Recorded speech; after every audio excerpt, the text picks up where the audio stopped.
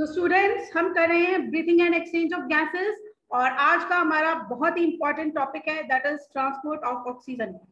Theory के point of view से अगर हम इसको देखना चाहें तो ये क्वेश्चन हमें 5 मार्क्स में पूछा जा सकता है। ठीक है, ऑक्सीजन कैसे ट्रांसपोर्ट होती है इसके बारे में हमने थोड़ा सा आइडिया जो है उस दिन लगा लिया था लास्ट लेक्चर में, जिसमें हमने पढ़े थे सारे प्रेशर्स के डिफरेंस। मैंने आपको ये बताया था कि एटमॉस्फेयर में प्रेशर कितना होता है, 760 मिलीमीटर ऑफ मर्करी, यानी कि जिस हवा में हम सांस ले रहे हैं वहां पर एयर का प्रेशर कितना है एट द सी लेवल। सी के हिसाब से प्रेशर देखें तो कितना है, 760 millimetre of mercury. One thing more मुझे याद आ रही है, जसकरण ने क्वेश्चन पूछा था जो कि हम वॉल्यूम को जो है हम लीटर में क्यों ले रहे हैं, तो वॉल्यूम का यूनिट है लीटर। मैंने आपको बोला तो मुझे फिजिक्स नहीं आती है, क्लियर कट नहीं आती है, I am very bad, worst, bad भी नहीं कहेंगे, I am worst at it. ठीक है, तो फिर भी ठीक है, तो कुछ भी ऐसा अगर होता है तो मेरे को पहले से ही अपॉलॉजीज है। ठीक है, मैं आपको गलत बताऊं इससे अच्छा मैं ये कह देती हूँ कि मैं पूछ कर बताऊंगी। ठीक है मैम, वो तो पता लग गया था कि वॉल्यूम में तो नहीं मापा जा सकता, पर मैम प्रेशर में भी हम लिख सकते हैं।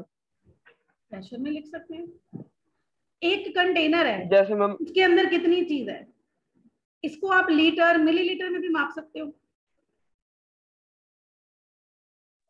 यस मैम, माप सकते हो कि नहीं, यस मैम। है ना। आपने ये कहा था ना कि गैसेस जो है हमने वॉल्यूम देखना है, हमने गैस को नहीं देखना हमने हमारे लंग्स के अंदर की पड़ी हुई स्पेस को देखना है। वो क्या है, वॉल्यूम। उसमें कितनी चीज भरी जा सकती है, उसकी वॉल्यूम है। वॉल्यूम को हम मिलीलीटर या लीटर में भी कर सकते हैं। यूनिट्स का क्वेश्चन था ना हमारा कि ये यूनिट क्यों यूज किया गया है वॉल्यूम के लिए। आप कह रहे थे मीटर क्यूब होना चाहिए, आप ऐसा कह रहे थे ना मैम जसकरण? पर मैम वो भी था। यस मैम, पर वो भी था कि मैम एयर की कोई वॉल्यूम ही नहीं होती।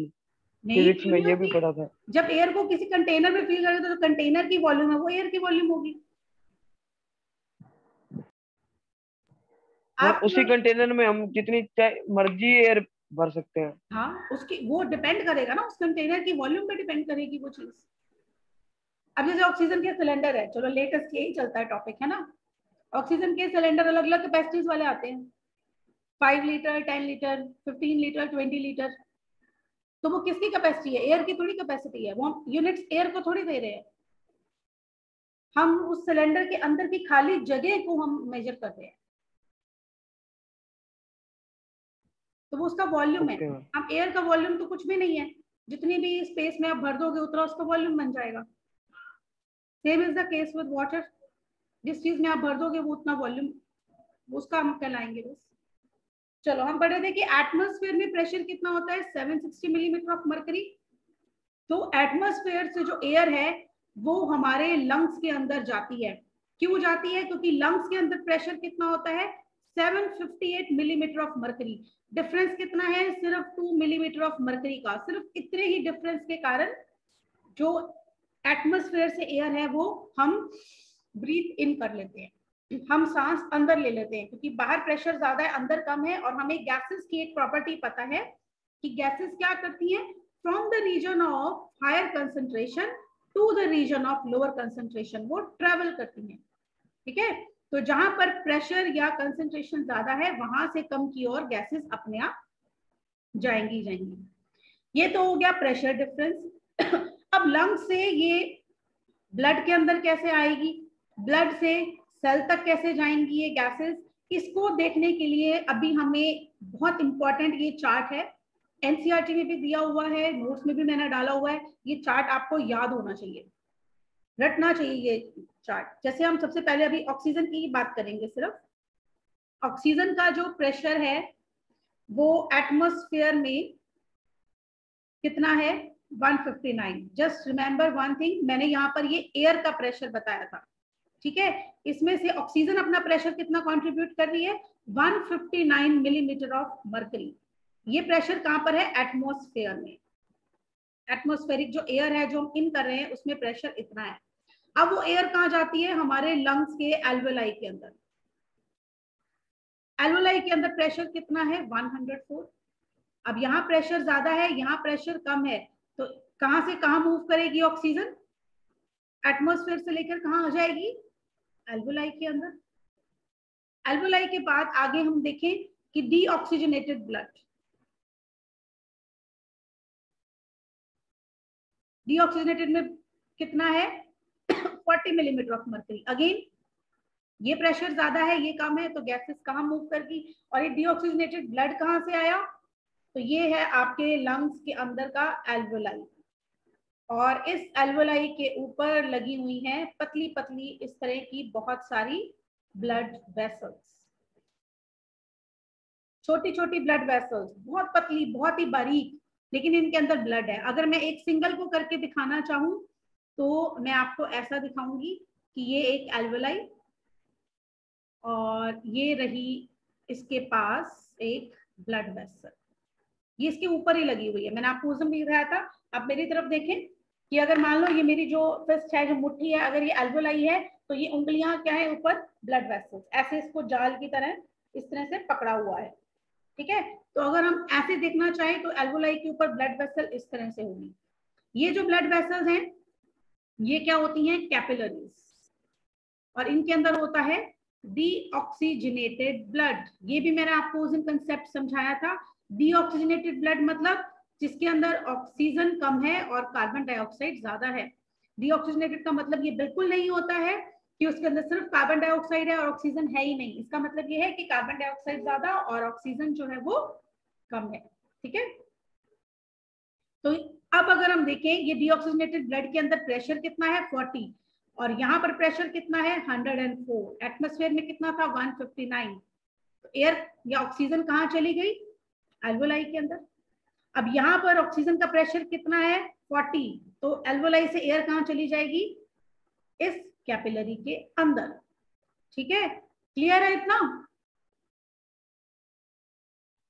Yes ma'am. एयर क्यों हमारे अंदर जा रही है ये बता रही हूँ आपको। ऑक्सीजनेटेड ब्लड के अंदर प्रेशर कितना होता है 95 मिलीमीटर ऑफ मर्करी। अब ये सारी कैपिलरीज जो हैं, ऐसी 1 2 3 4 कई सारी कैपिलरीज जो हैं वो मिलकर बनाती हैं आर्टीरियोल, यानी कि ये सारी मिलकर एक थोड़ी मोटी एक ट्यूब बना देंगी जिसको बोलेंगे आर्टीरियोल। अब ऐसी कई आर्टीरियोल आपस में जुड़ेंगी और क्या बन जाती है, एक आर्टरी। आर्टरी तो सबको मालूम है,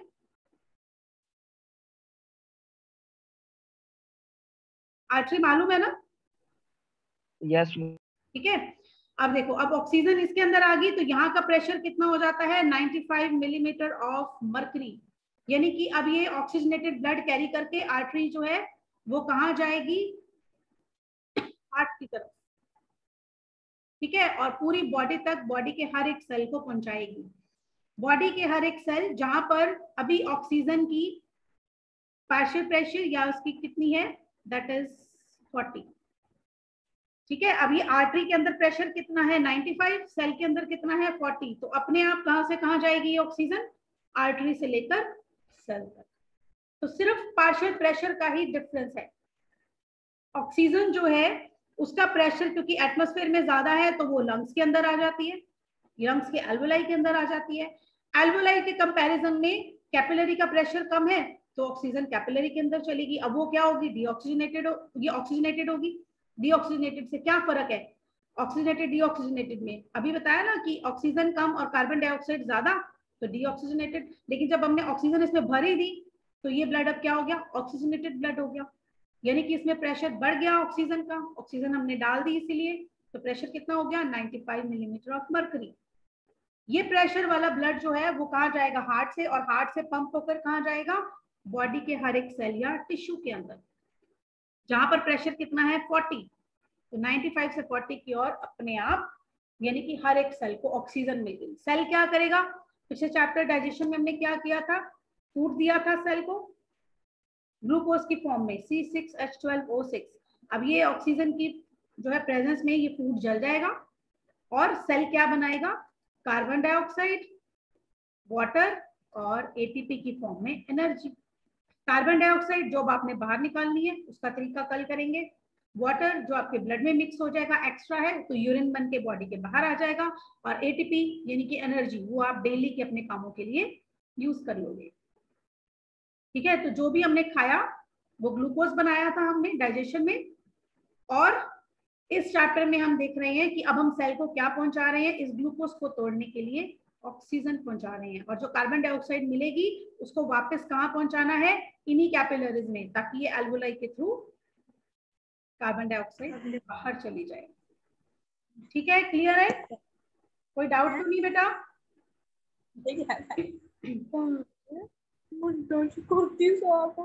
please switch off your mics. Transport of oxygen जो है, it is a simple process. Mehakpreet अपना माइक बंद रखो। महकप्रीत, ट्रांसपोर्ट ऑफ ऑक्सीजन में क्या है कि ऑक्सीजन जो है वो वाटर के अंदर अच्छे से डिसॉल्व नहीं होती है। ऑक्सीजन जो है वो वाटर के अंदर सॉल्युबल नहीं है। अगर हम मान लो 100 पार्ट्स ऑक्सीजन के लेते हैं तो उसमें से 97 to 98% जो है, 97 to 98 जो पार्ट्स है वो हीमोग्लोबिन ही ले जाता है। और बाकी का जो 2 से 3 पार्ट है वो प्लाज्मा के अंदर डिसॉल्व होता है। थोड़ा सा इसके बारे में और बताती हूँ मैं आपको। ब्लड, ह्यूमन ब्लड के अंदर क्या होता है, 92% जो है it is plasma. Plasma basically क्या है, वाटर। और मैंने आपको क्या बोला कि ऑक्सीजन जो है वो वाटर में सॉल्युबल नहीं है, पानी में नहीं घुलती है आसानी से। इसीलिए प्लाज्मा सिर्फ 2 से 3% ही ऑक्सीजन को कैरी करता है। बाकी सारी ऑक्सीजन कौन कैरी करता है, हीमोग्लोबिन। कहाँ होता है हीमोग्लोबिन? हीमोग्लोबिन होता है ब्लड के अंदर प्लाज्मा, और होते हैं आरबीसी। कुछ इस तरह का दिखता है एक ह्यूमन बीइंग का आरबीसी। ठीक है, आरबीसी के अंदर होता है हीमोग्लोबिन, और इस हीमोग्लोबिन के साथ जाकर जुड़ जाती है ऑक्सीजन। बिल्कुल ऐसा है जैसे आपने एक जगह से दूसरी जगह जाने के लिए टैक्सी करी है। ठीक है, तो ये आरबीसी क्या है, आपकी टैक्सी है, और इसके अंदर हीमोग्लोबिन क्या है, वो सीट जिस पर आप बैठोगे। कौन बैठ रहा है एक्चुअली, ट्रैवल कौन कर रहा है, ऑक्सीजन। ठीक है, तो ये एल्वोलाई से निकलकर कैपिलरी, कैपिलरी से बॉडी के हर एक सेल तक जाना है, ट्रैवल करना है। तो यहाँ पर ब्लड में आकर ऑक्सीजन ने एक, समझ लो, टैक्सी कर ली। वो टैक्सी क्या है, आरबीसी। और उस पर बैठने वाली सीट कौन सी है उसकी, दैट इज हीमोग्लोबिन। मैं शॉर्ट फॉर्म में लिख रही हूँ, एचबी यानी कि हीमोग्लोबिन। ठीक है, तो 97 to 98% हीमोग्लोबिन, या हम कहेंगे आरबीसी के थ्रू ट्रैवल होती है ऑक्सीजन। ठीक है, अब ऑक्सीजन और हीमोग्लोबिन दोनों मिलकर एक रिवर्सिबल कंपाउंड बनाते हैं, दैट इज ऑक्सी हीमोग्लोबिन। क्या है ऑक्सी हीमोग्लोबिन? ऑक्सीजन और हीमोग्लोबिन का एक कंपाउंड, एक ऐसा कंपाउंड विच इज रिवर्सिबल। पूरा रिएक्शन जो है वो रिवर्सिबल है, यानी कि ऑक्सीजन और हीमोग्लोबिन कंपाउंड जो है मिलकर एक कंपाउंड ऑक्सी हीमोग्लोबिन बनाती है। और ये ऑक्सी हीमोग्लोबिन बहुत जल्दी टूट भी जाता है again into oxygen and haemoglobin. ऐसा कहां पर होता है, ऐसा होता है हमारी कैपिलरीज के अंदर। ऑक्सीजन और हीमोग्लोबिन कैपिलरीज के अंदर कंबाइन करके क्या बनाता है, ऑक्सी हीमोग्लोबिन। लेकिन ये एक कैपिलरी है, और ऐसी बहुत सी कैपिलरीज ने मिलकर जो है वो बना दी आर्टीरियोल।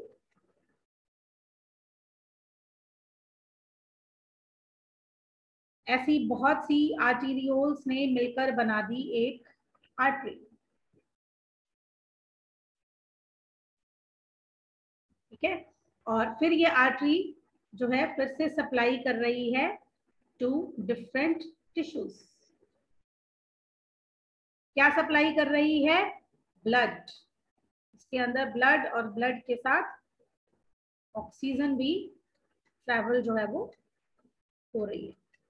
ठीक है, तो ब्लड के अंदर क्या है, ब्लड के अंदर है आरबीसी, और आरबीसी के अंदर ये रही ऑक्सीजन।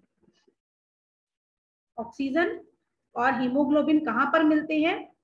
आर्टरीज तक, मतलब कैपिलरी आर्टीरियोल आर्टरी तक ये क्या बना रहता है? Oxy haemoglobin. जैसे ही ऑक्सी हीमोग्लोबिन कहां तक पहुंचा? टिश्यूज तक पहुंचा। टिश्यूज तक पहुंचते ही ये टूट जाता है, इसका ब्रेक डाउन हो जाता है इनटू ऑक्सीजन एंड हीमोग्लोबिन। ये जो ऑक्सीजन है ये सेल अपने पास रख लेता है और हीमोग्लोबिन को वापस ब्लड के अंदर फिर से रिलीज कर देता है, फिर से कैपिलरी के थ्रू, अपनी अलग एक कैपिलरी के थ्रू हीमोग्लोबिन वापस इसको दे देता है। ठीक है, तो इस तरह से ये पूरा ट्रांसपोर्ट जो है वो चलता है। सेल को ऑक्सीजन जो है वो पहुंचाई जाती है in the form of oxy haemoglobin which is a reversible compound. ठीक है, अब अगर हम देखें एक नॉर्मल पर्सन है, उसका हीमोग्लोबिन कितना होता है? एवरेज 15 ग्राम। अगर हम नॉर्मली देखें तो मेल का हीमोग्लोबिन 13 से 16 ग्राम हो सकता है और फीमेल्स का 11 से 13 ग्राम होता है। एवरेज अगर हम लगा लें, चलो 15 ग्राम, थोड़ी सी हम कैलकुलेशंस को ओके करने के लिए, राउंड फिगर कुछ बनाने के लिए, एक आदमी है उसका हीमोग्लोबिन जो है वो 15 ग्राम है। ठीक है, 15 ग्राम का मतलब क्या होता है? हर 100 ml ब्लड के अंदर 15 ग्राम उसके पास हीमोग्लोबिन प्रेजेंट है। तो अगर ये पर्सन जो है, हम देखना चाहें कि इसके 100 ml के अंदर कितनी ऑक्सीजन होगी, कितने ml ऑक्सीजन होगी, हम ये कैलकुलेट करना चाहते हैं। तो इसके लिए हम क्या करेंगे, हमें पता है कि 1 ml जो ब्लड है, जितना भी हमारा ब्लड है, या 1 ग्राम जो हीमोग्लोबिन जो है कैरी कर रहा है, जो ब्लड 1 ग्राम हीमोग्लोबिन कैरी कर सकता है मैक्सिमम 1.34 ml। अगर 1 ग्राम मान लो किसी का हीमोग्लोबिन है तो हम मान लेते हैं कि वो 1.34 ml ऑफ ऑक्सीजन कैरी कर सकता है। अब इस पर्सन का हीमोग्लोबिन कितना है? 15 ग्राम, यानी कि इसके पास कितनी ऑक्सीजन होगी 100 ml के अंदर? 1.34 into 15, लगभग ये आ जाता है 19.7 ml। तो इसको हम अप्रोक्सीमेटली ले लेते हैं 20 ml, क्योंकि 20 ml के पास में है ये। तो हम नॉर्मली ये कहते हैं कि हर 100 ml ब्लड के अंदर डिसॉल्व्ड ऑक्सीजन कितनी है? 20 ml अप्रोक्सीमेटली। 20 ml 100 ml के अंदर ऑक्सीजन वाला ब्लड को हम क्या बोलेंगे? Oxygenated blood. इसको हम क्या बोलेंगे? Oxygenated blood. वहीं पर अगर हम डीऑक्सीजनेटेड ब्लड की बात करें, अब ये इतना क्यों है, ये इसकी वैल्यूज है, नो क्वेश्चन अबाउट दिस। इतना ट्रैवल क्यों करता है, इससे ज्यादा क्यों नहीं करता है? 1.34 से कम क्यों नहीं है, ज्यादा क्यों नहीं है? तो this is a standard value, इतना ही कर सकता है, कैपेसिटी है ब्लड की। डीऑक्सीजनेटेड ब्लड जो है 14.7 ml पर 100 ml ऑफ ब्लड, कितनी ऑक्सीजन होती है डीऑक्सीजनेटेड ब्लड के अंदर? ठीक है, इसका मतलब ऑक्सीजनेटेड ब्लड जब डीऑक्सीजनेटेड ब्लड को ऑक्सीजन ट्रांसफर करता है तो वो मैक्सिमम कितनी दे सकता है? इसके पास 20 ml या 19.7 ml, ठीक है, और इसके पास 14.7 ml। तो लगभग इसको अगर हम लगा लें तो 5 ml के अप्रोक्सीमेटली ऑक्सीजन दे सकता है। ऑक्सीजनेटेड ब्लड डीऑक्सीजनेटेड ब्लड को ऑक्सीजनेटेड बनाने के लिए कितनी दे सकता है? 5 ml। अब इसके पास भी कितनी हो जाएगी? 20 ml। तो ये वाला ब्लड अब डीऑक्सीजनेटेड नहीं, ये क्या कहलाएगा? Oxygenated blood. बस यही काम जो है वेन्स और आर्टरीज के बीच में चलता रहता है। 5 ml ऑक्सीजन जो है अगर इधर चलेगी, वेन वाला जो है 14.7 ml कैरी कर रहा है, अगर उसको 5 ml और दे दी तो वो आर्टीरियल ब्लड बन जाएगा, यानी कि ऑक्सीजनेटेड ब्लड वो बन जाएगा। क्लियर है इतना? ये बात क्लियर है सबको? Yes ma'am. वेन्स का ब्लड जो है वो कितनी ऑक्सीजन लेता है? तो answer would be 5 ml plus 100 ml of blood. Veins का ब्लड कितनी ऑक्सीजन ले लेता है? आर्टरीज से 5 ml, हर 100 ml के पीछे 5 ml ऑक्सीजन वो कैरी कर लेता है। तो वेन्स का ब्लड भी 20 ml वाला, पर लेकिन वो अब वेन्स में नहीं ट्रैवल करता, वो किस में ट्रैवल करता है, इन द आर्टरीज। तो इस तरह से ये सर्कुलेशन लगातार चलती रहती है।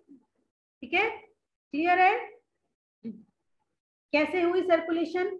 एटमॉस्फेरिक प्रेशर जो है उससे हमने बात शुरू की थी, एटमॉस्फेरिक प्रेशर से, जो कि था 159 मिलीमीटर ऑफ मर्करी।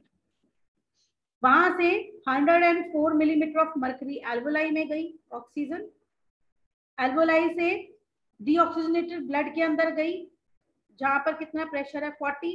अब 40 वाले ने जब ऑक्सीजन ले ली तो अब ये क्या हो गया, 95 mm प्रेशर वाला ब्लड, यानी कि अब ये डीऑक्सीजनेटेड नहीं, ये क्या बन गया, ऑक्सीजनेटेड ब्लड। और ये ऑक्सीजनेटेड ब्लड किसको मिलता है, टिश्यू को, जहां पर प्रेशर कितना होता है 40। वेरी वेरी इंपॉर्टेंट, ये आपको सारी वैल्यूज जो है टिप्स पर होनी चाहिए, रटी हुई होनी चाहिए।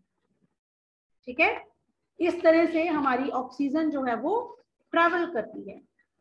नेक्स्ट है very important topic, that is structure of haemoglobin. एक हीमोग्लोबिन आखिर दिखता कैसा है, कैसा होता है हीमोग्लोबिन का स्ट्रक्चर। हीमोग्लोबिन को अगर हम देखें तो हीमोग्लोबिन के अंदर दो चेन्स होती हैं इस तरह से, ये एक चेन और एक ये दूसरी चेन, दो चेन से बना होता है हीमोग्लोबिन। एक चेन होती है इसमें अल्फा चेन और एक चेन होती है beta chain, alpha and beta, दो चेन से बना हुआ होता है हमारा हीमोग्लोबिन। जो इसकी बीटा चेन है, बीटा चेन के साथ जुड़ा हुआ होता है। वैसे हम इसको देखें ना तो हीमोग्लोबिन क्या है, हीमोग्लोबिन बेसिकली एक प्रोटीन है, और प्रोटीन किससे बनता है, किसकी चेन से बनता है, पॉलीपेप्टाइड। तो अगर हम इसको देखें ना तो यहाँ पर कई सारे पॉलीपेप्टाइड, फिर पॉलीपेप्टाइड किससे बने होंगे, अमाइनो एसिड्स के। इस तरह से लगातार ये जुड़ते जुड़ते जुड़ते जुड़ते जो है हमारा हीमोग्लोबिन बनता है। ठीक है, अल्फा और बीटा दो चेन्स वाला हीमोग्लोबिन जो है वो मैक्सिमम 4 ऑक्सीजन के मॉलिक्यूल्स को कैरी कर सकता है। एक हीमोग्लोबिन 4 ऑक्सीजन के मॉलिक्यूल्स को एट ए टाइम कैरी कर सकता है। इसमें जो इसकी अल्फा चेन है जो मैंने रेड कलर से दिखाई है, अल्फा चेन के साथ होता है यहाँ पर हीम ग्रुप, अल्फा चेन के साथ लगा हुआ होता है हीम ग्रुप, और इस हीम ग्रुप के साथ ही जुड़ती है ये हमारी ऑक्सीजन। ठीक है, अब ऐसे ही ये एक अल्फा एक बीटा, ऐसे ही एक और अल्फा और एक और बीटा, जब हम ये 4 चेन्स मिला देते हैं, 2 चेन अल्फा की और 2 चेन बीटा की, तो कितनी चेन्स होगी हीमोग्लोबिन के अंदर, 4 चेन्स। हर चेन पर कितना हेम ग्रुप लगा हुआ है, एक, और हर एक हेम ग्रुप कितनी ऑक्सीजन को कैरी कर सकता है, एक को। तो इसका मतलब एक हीमोग्लोबिन का मॉलिक्यूल कितनी ऑक्सीजन कैरी कर सकता है, एट ए टाइम 4। लेकिन ये एक थ्योरेटिकल बात है। ठीक है, थ्योरेटिकल बात क्यों है कि हमारा हीमोग्लोबिन कभी भी ऐसी सिचुएशन नहीं आती कि चारों की चारों चेन्स के साथ 4 ऑक्सीजन के मॉलिक्यूल जुड़ जाएं एट ए टाइम।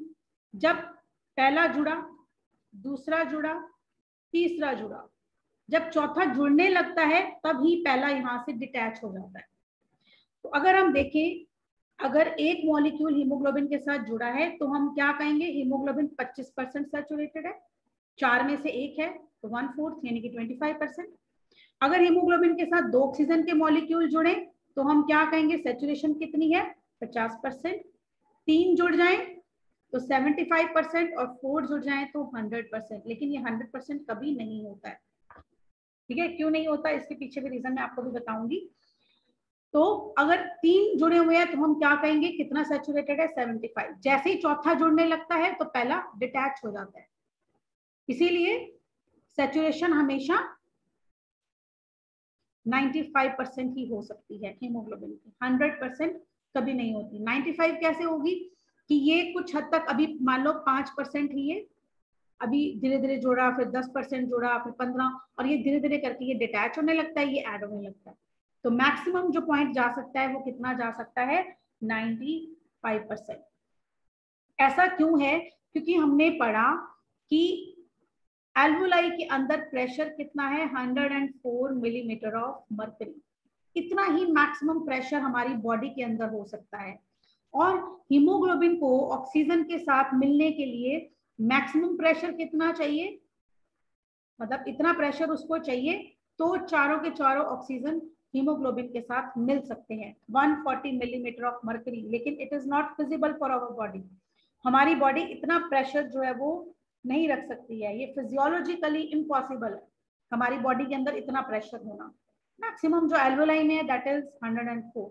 अगर इतना होगा तो हमारी बॉडी का बैलेंस नहीं, कुछ नहीं, फिजियोलॉजिकली पॉसिबल ही नहीं है ये।